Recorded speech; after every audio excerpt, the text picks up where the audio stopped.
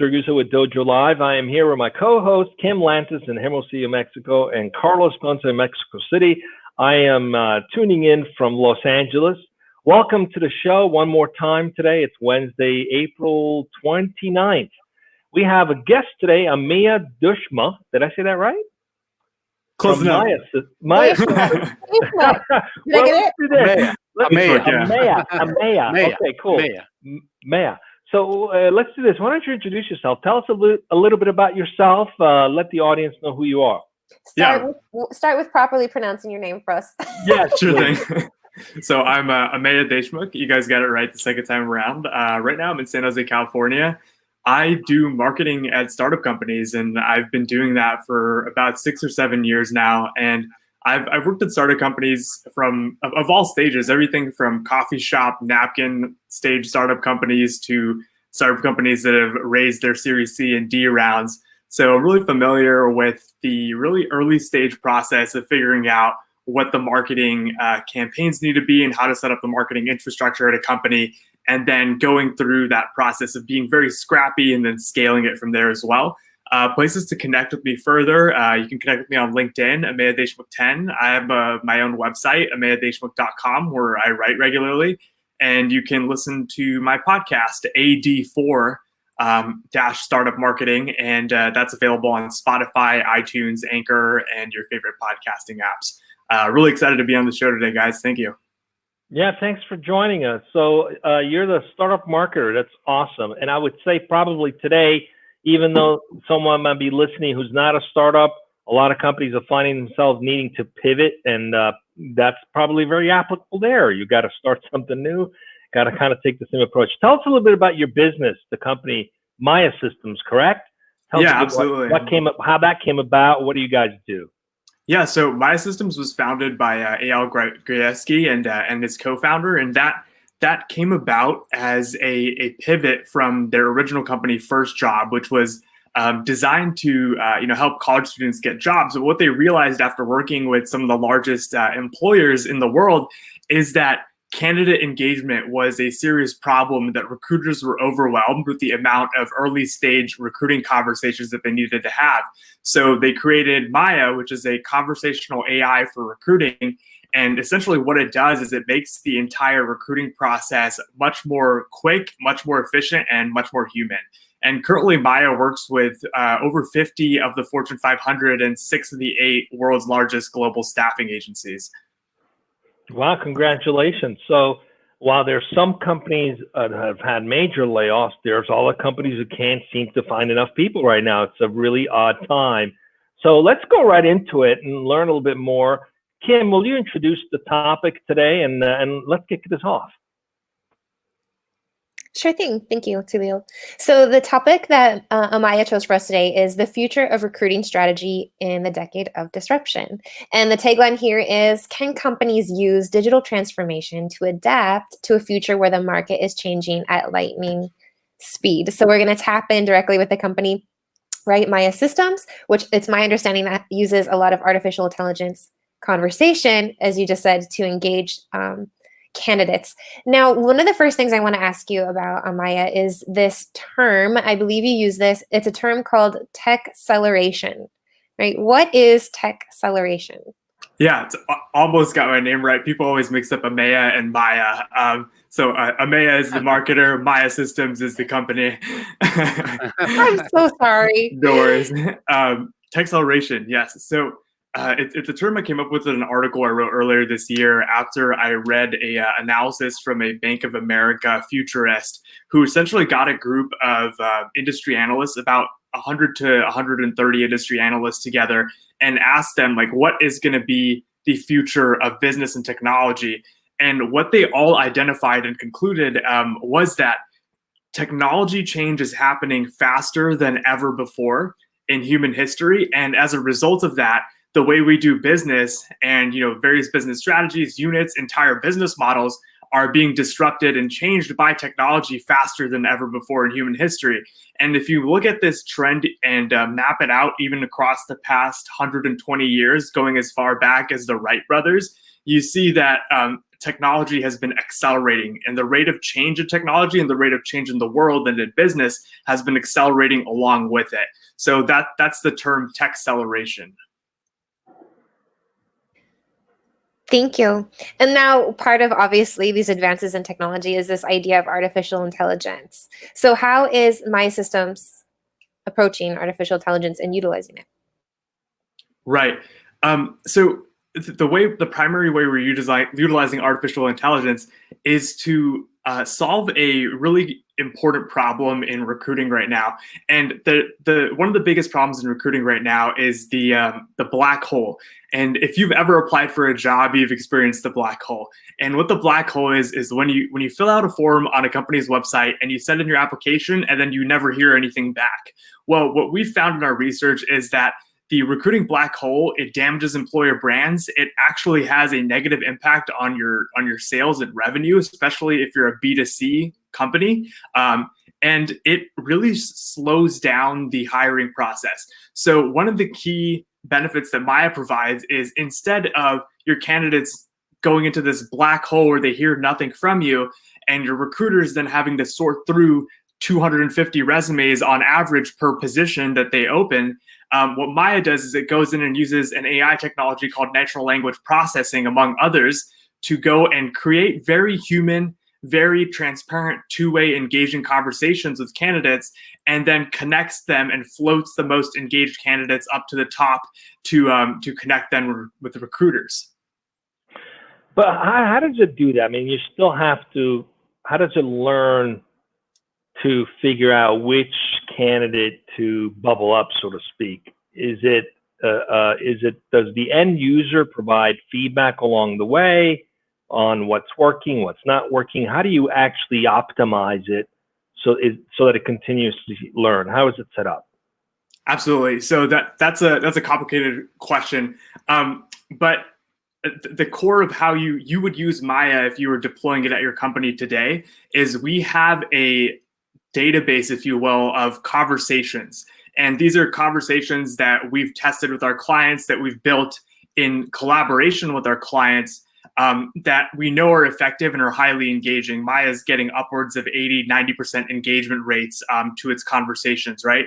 So we deploy these Maya conversations in that specific job family and job description, or specific job requisition rather, that you're trying to increase the speed and efficiency of your hiring process for. And we work with our clients very closely to make sure that we're creating a conversation where they're learning what they want to and need to learn about their candidates, and they're able to do it faster. So if I'm hearing this correctly, because I think this is a really important point to make. A lot of people assume, AI is just going to do the work for you, but there is some setting up. There is some intelligence you have to actually feed into the platform that's human, or that originates with humans. So if I'm hearing correctly, you work with the client to put in some best practices or approaches that seem to engage better, and then the system optimizes based on the end user or the candidate that's applying.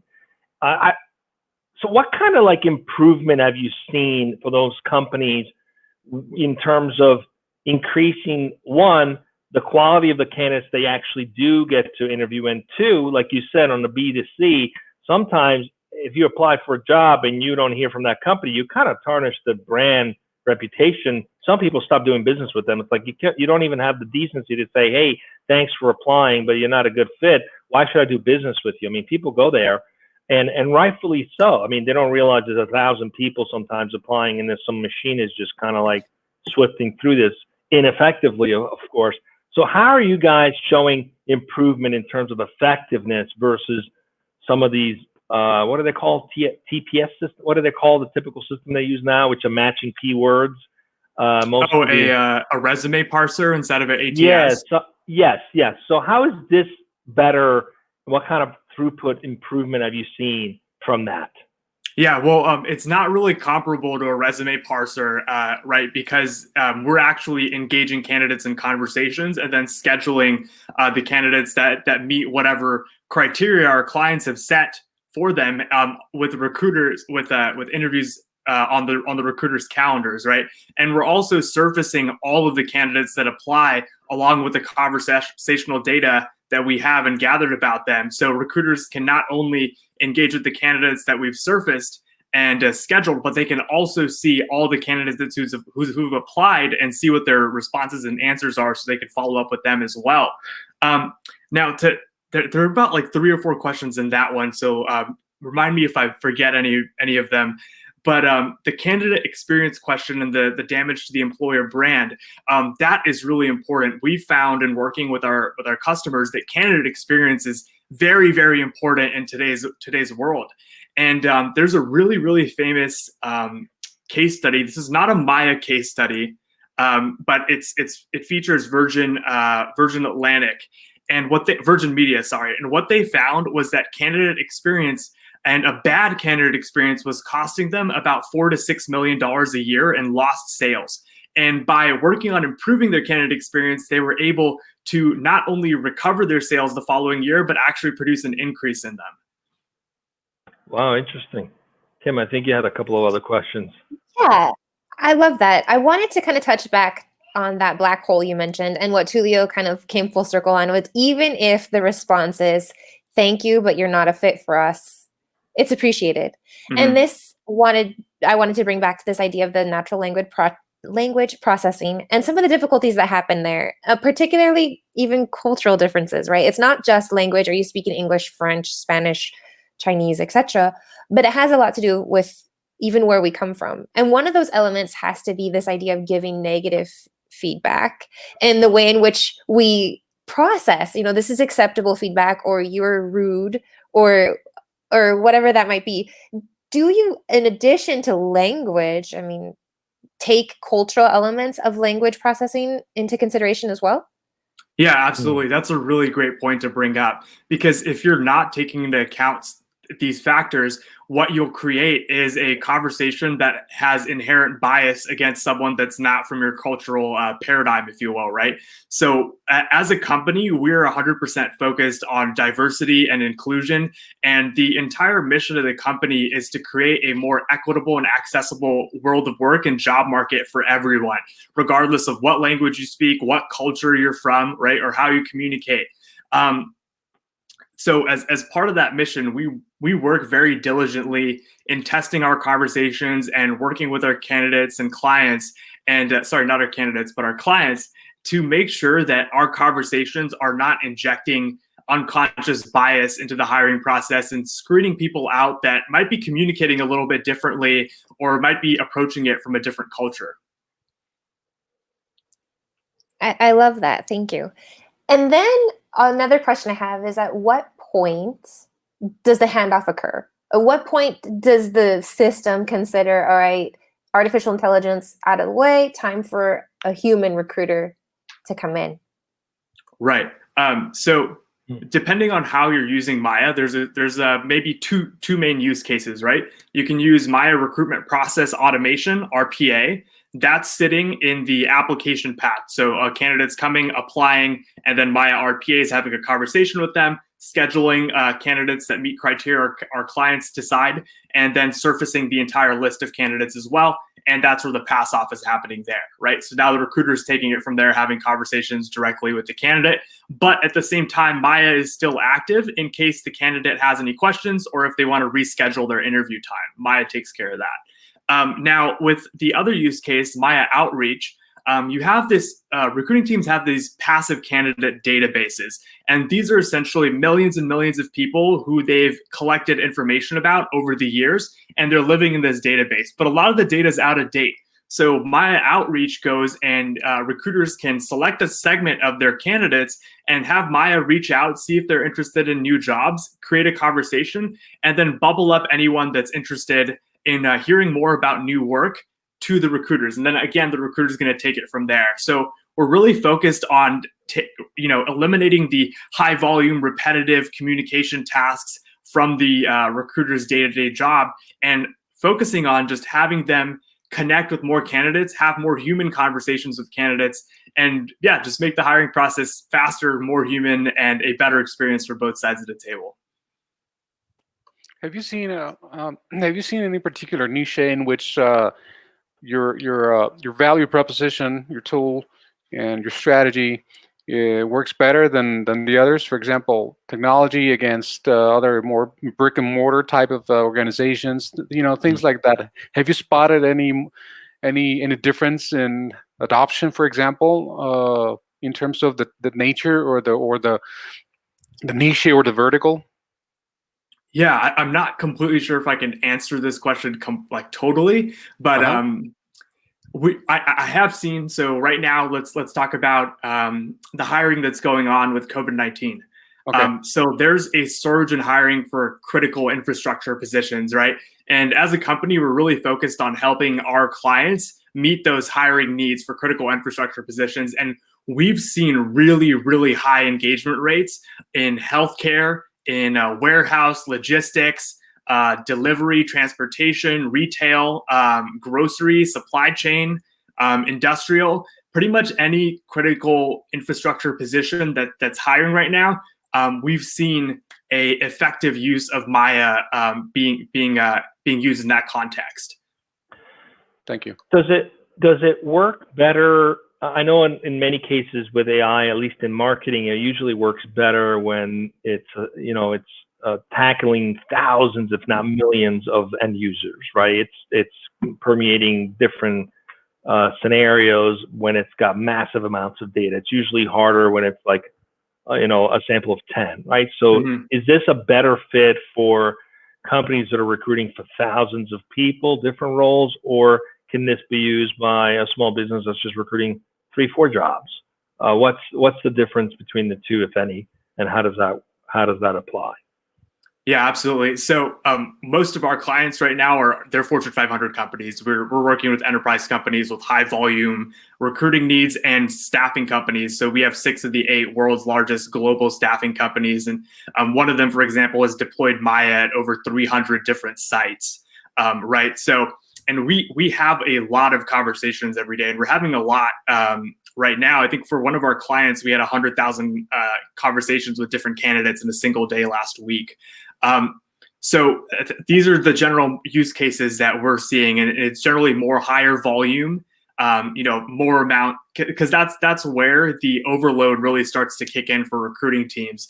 Because some of these recruiting teams will be responsible for so many roles, but they're teams of 20 people, 15 people, 30 recruiters, and they're hiring thousands of candidates. And that's a really, really challenging place to be as a recruiter and as a talent acquisition leader. Yeah, absolutely. I can only imagine. I remember was with a marketing automation company that had developed a machine learning algorithms for below the marketing campaigns, and it worked with millions of customers, and did some analysis that showed where in order to effectively do what the AI algorithm was doing, you needed like 1,800 analysts to be able to do enough A/B testing to permutate different scenarios and personalize an offer. So besides improving the reputation of the brand because you're being more responsive, and you mentioned something that, some of these teams are 20 people trying to tackle thousands of hires.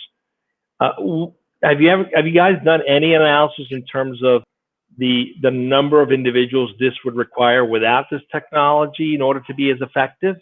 And are company looking at that as part of their value proposition equation? What makes them decide? My question is, what makes a company decide to move forward with Maya system? Is it about savings because they don't have enough people, or is it a combination of those things? What's like the thing that usually gets them to say, yeah, we need this? Yeah, it's a little different for different companies, right? So for some of our customers, it's really about the candidate experience. Their talent acquisition leaders are really bought into the idea that they need to create a solid candidate experience and that they need to digitally transform the way that they're operating and make better use of the candidate data they already have that's sitting in your ATS, if you remember from our passive candidate discussion earlier. Now, there's also the benefit of speed, right? So what we found is that we've been able to create a 2.5x increase in overall recruiting funnel conversions. and a 4 times increase in placement rates. Now, placement rates is a metric that staffing and recruiting companies really care about because that directly ties to revenue. The more candidates you place and the faster you place them, the more revenue you're making. So not only is it a cost savings, recruiter efficiency, and time savings benefit that we're providing, but also a direct and measurable impact to your revenue if you're a staffing or recruiting company.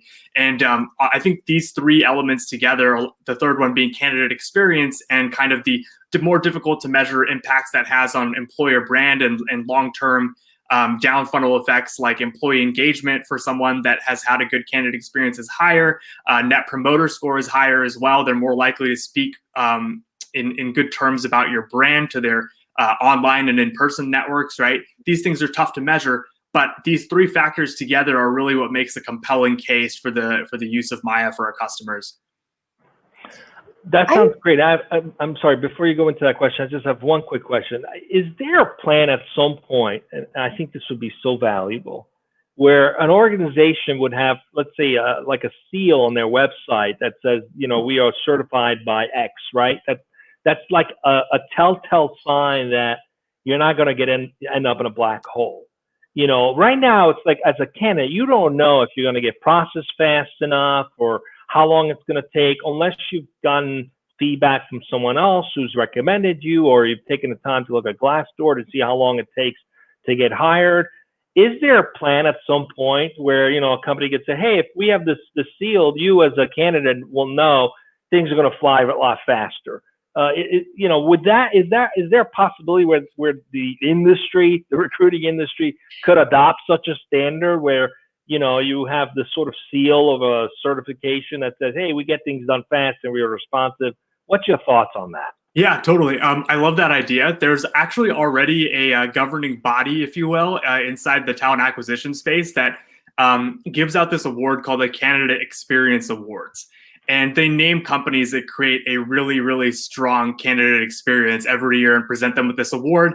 And they write a report explaining how they've created this strong candidate experience. There's also other awards. I forget the name of it, but one of our customers, L'Oreal, actually won an award for the candidate experience they've created with Maya. And that's really, really good. But right now, there isn't any seal that a candidate can come to a website and see like, oh, they have a gold standard candidate experience here. This is going to be great, right?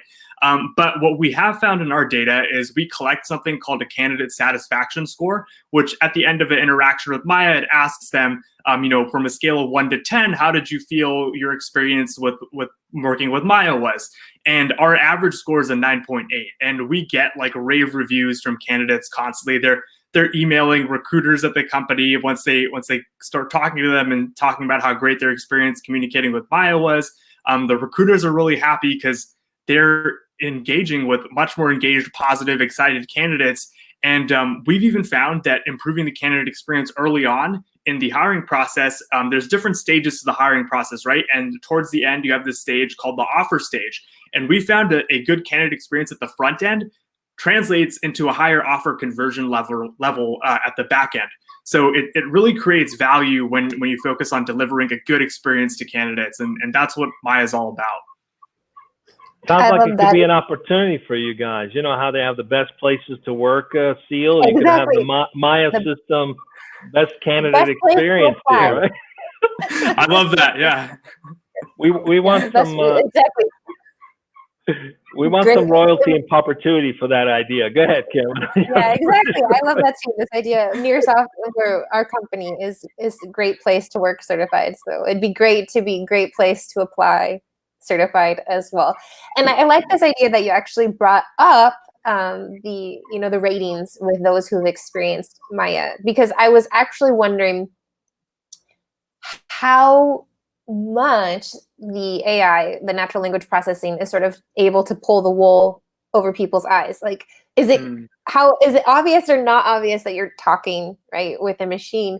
And also, if you have any particular story, like, is there an actual story that comes to mind with somebody who, I don't know, maybe traditionally would have been filtered out, automatically, and because of their ability to converse, something was captured and pulled, and like, you know what, this person is valuable, like candidate wise, or I don't know if I'm making myself clear No, with my you're making question, but is sense. there a story that you could tell us? Yeah, A so human story. great two questions there again. That first question, pulling the wool over candidates' eyes, no, we absolutely do not do that. Immediately when Maya opens up a conversation with any candidate, we make it clear right away that they're talking to a recruiting assistant or an AI, and we're very upfront that this is in fact a AI or that they're conversing with. So there is no intention of deceiving candidates that they're conversing with the AI, right? But what we try to do, what the technology is focused on from an NLP perspective, like you brought up, is we know the candidate knows they're having a conversation with an AI. We want them to know that, but we want the conversation to feel as human as possible, and we want it to feel really engaging and positive, and we want a back and forth, a two-way exchange of information, right? So that's what we facilitate, and candidates find that they really enjoy that. Like, I think there's a report out that was done on consumer-facing chatbots for like e-commerce companies for Help Center and things like that, and it found that about 70% of Americans said they would rather engage with a chatbot than not hear anything at all. So even though they know that it's an automation, because the experience is so good, they're still very happy with it, right? Sorry, you had another question as well. Can you remind me what that was? Yes, I was wondering if there's any particular actual human story, like a review that comes to your mind that you could share with us about the success. Yeah. Trying to make it as personal as possible. Absolutely. Oh, okay, so I can't actually talk about any particular candidates, right? Because that's confidential information. But what I can share with you is a story from L'Oreal. They used Maya to communicate with about 15,000 applicants, international applicants, for intern positions they were hiring. They were filling about 80 intern positions. And what they were able to do when they used Maya in the context of the recruiting strategy is that they had the most diverse group of interns that they've hired in L'Oreal's history. And that's who they brought on. And that's because Maya surfaced up candidates that previously they wouldn't have been able to find, not because they were not because that through any fault of their own, but just that had got lost in the standard process that's out there. I love that. That's great. Well, we're coming up on time. I'd love to wrap up by just getting some feedback from you in terms of what's your journey been like, building this company. What were some of the roadblocks you faced early on, and what are some of the promising opportunities that you're seeing as a result of some of the recent changes or recent developments? Right. So I've been with Maya actually today is my 1-year anniversary with Maya. So it's really funny that we have our congratulations episode today. Yeah. It's been a really amazing journey. We've been growing steadily year over year. We've been growing the whole time that I've been a part of Maya.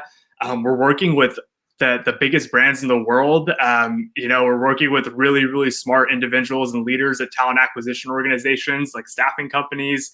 And the thing I'm most happy about, and that what really gets me excited about working here, is that not only does it make business sense to deploy Maya and conversational AI, but from an ethical perspective and a social good or positive impact to the world perspective, it is actually improving diversity, and it's especially during times like this, where what's the current unemployment rate? We have like 20 million Americans out of work, or I'm fuzzy on the exact number, but it's very high. And right now, more than ever, we need speed and efficiency in hiring, and we need it to feel very human. And Maya is delivering that for our clients that are using us for hiring for critical infrastructure positions. And that makes me very excited, because if we can get America back to work faster, and even as COVID continues to change the dynamic, that's a net good in my perspective. I really appreciate you saying that. And it's very encouraging to me, because I think for anyone, I have experienced unemployment, and there comes a time after, I'm sure this quantity varies from person to person, but it can be extremely discouraging and extremely, depressing. And I think to have any type of tool, whether it's a machine or not, that can add more humanity into that mix, to garner any type of encouragement, to encourage, people to keep going, in their search, I think is amazing. So any company that could adopt something, Maya or otherwise, to keep their recruiting process as human as possible is a win, right? In my book Right. as well. And I actually realized that something I said might be misconstrued. So our position is that, you know, we don't have any political position on whether or not people should be going back to work immediately or not. We think, and I think that whatever healthcare and government officials decide there is what should be followed, right? But for people that are unemployed and that there's critical infrastructure positions available, we think that those people should get matched up to those as fast as possible. And that's what I'm excited about doing. Right. Yeah, absolutely. Well, we're wrapping up. We're up on time. It's been a pleasure to have you. Thanks for the conversation. We'd love to have you back again sometime in the future when things change and see how you guys are progressing along. We have a wrap-up show next Monday at 1 p.m. Pacific. Yep. We're going to wrap up 2 shows next Monday. It's usually 10 minutes. So for those of you who have joined or would like to get a quick wrap-up, maybe you missed yesterday's show, in 10 minutes, we're going to wrap up the key points from both shows. So join us.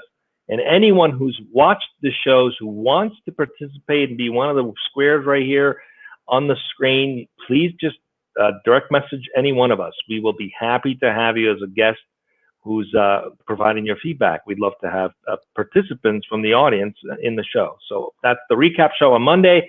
And then what do we got lined up next week, Carlos? Sure. We got also a double whammy. On Tuesday, we have Scott Robinson, one of the principals, one of the founders of the app company. And also on Wednesdays, we're going to have Jesse Fuel with the topic of untapped agility, 7 leadership moves to transform your transformation. That's, I quote, to transform your transformation. So that's what we have for next week. And right here on Dojo Live at 1 p.m. Pacific as usual. Thank you. Thanks, everyone. See you next time. Thank you, Bye. Ameya. Bye-bye. Thanks, everyone. Thanks for having me on. Absolutely. Our pleasure. All right.